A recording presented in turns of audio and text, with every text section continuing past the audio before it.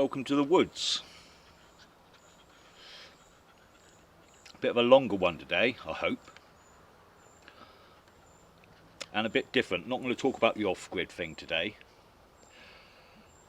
I've been chatting to a few people online who are interested in how I'm living and the why I got here, which I've covered in other videos. But it got me thinking about the similarities with the way I'm living now and how my ancestors would have lived, say, 200 years ago. So not that far back, but just before the Industrial Revolution. And there's quite a lot of similarities, but for different reasons. About 200 years ago, I would have owned a strip of land. I would have had a small house. I would have grown my own crops, which fed my family. Anything that was left over would have been taken to market and sold. The whole family would have been involved somehow.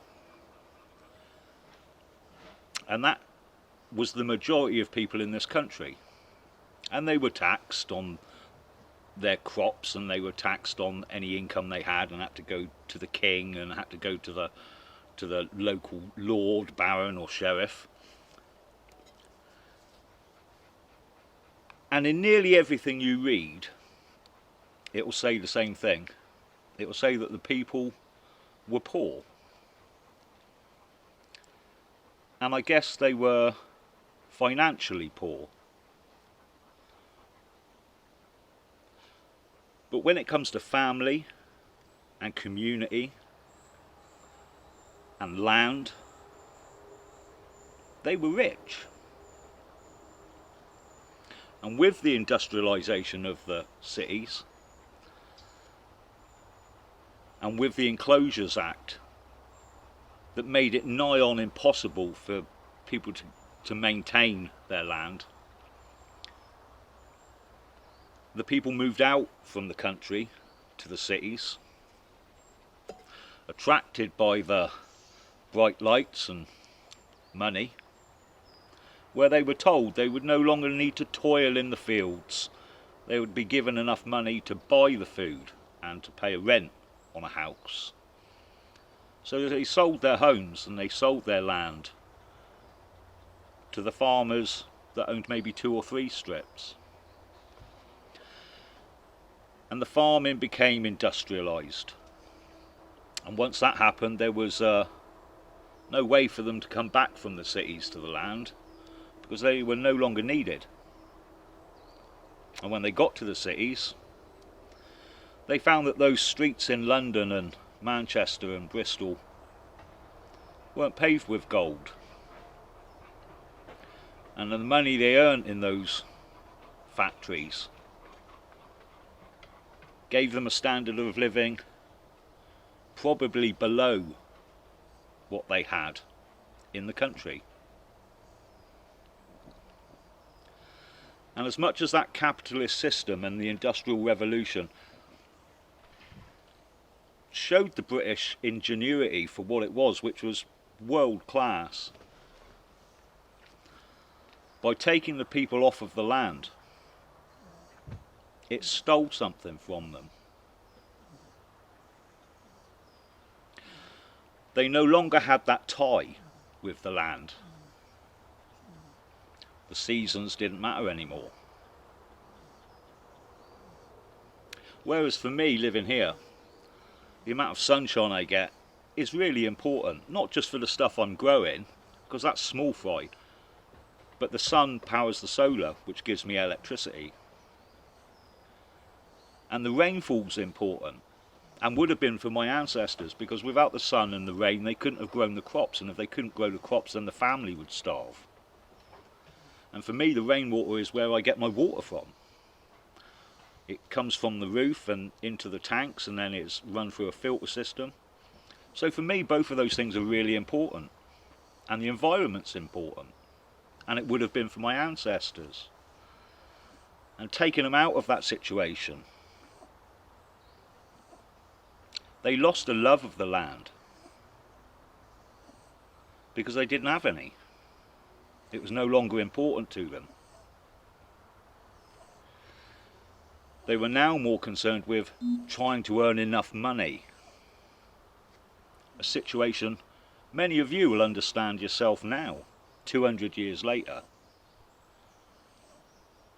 And with a lack of respect for the land and a lack of love for the land, you lose sight of the bigger picture. And I'm not trying to paint those small agricultural villages in a nostalgic, beautiful way. There were hard times. Life expectancy was low. Child mortality was high. But that was more to do with how far medicine had come.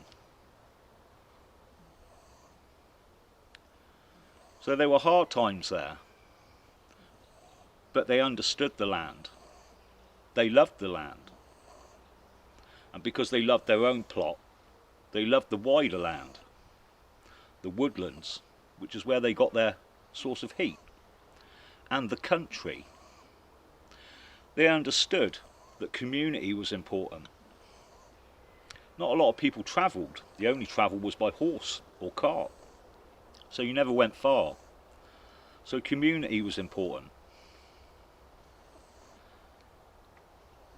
They understood that the nation was people and land. And both were important. By taking them out of the land, by severing that tie, they lost a major part of their identity. And it was replaced.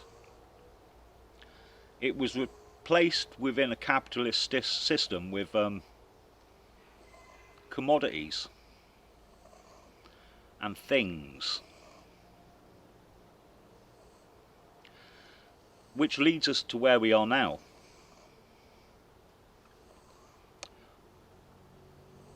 And I'm not sure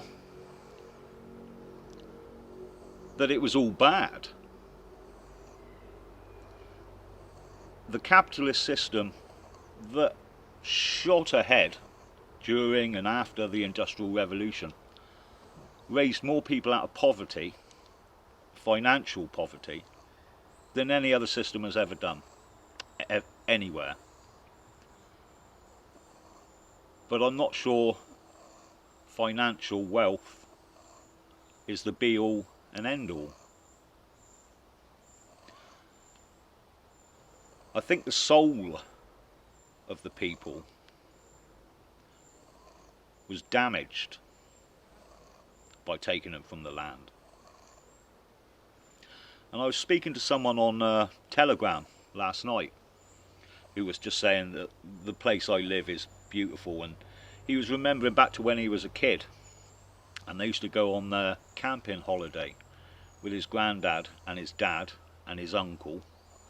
He said it was just a field with a river running through it, and they'd spend hours collecting firewood to make a campfire and had to walk a mile up a hill to go and collect water.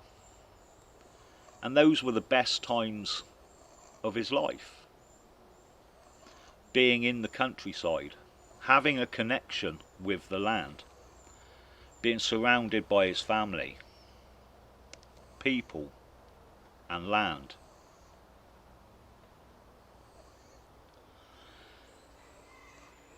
And here I am, trying to get my life back 200 years with a rejection of the way things have gone, trying to get it to a point where I have a home for my family and land I can grow food on, and there's animals, so I've got eggs. And it's a strange thing to be seen to be doing. And a lot of people ask me, what is it I like about it? Well, you know, it's a very honest way of living. If I need heat, I chop wood. But I don't just have to chop the wood. Delayed gratification comes into that, because I've got to chop the wood and then split the wood, and I can't burn that for another year. So what I do today is what I enjoy in a year's time.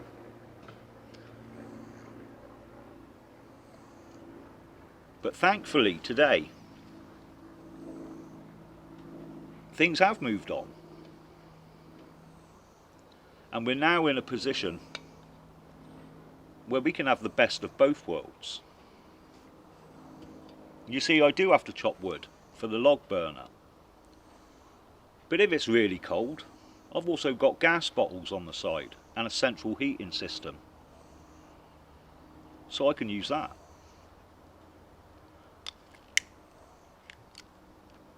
And I do grow things here. I've got potatoes around the side, peas and beans over there, courgettes, lettuce, tomatoes, cabbages, sweet corn. But that doesn't mean I can't pop down to the supermarket and pick up something there.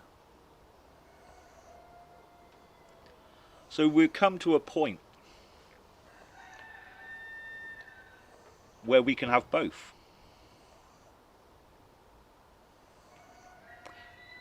But not be reliant on either. And that's a pretty good place to be at.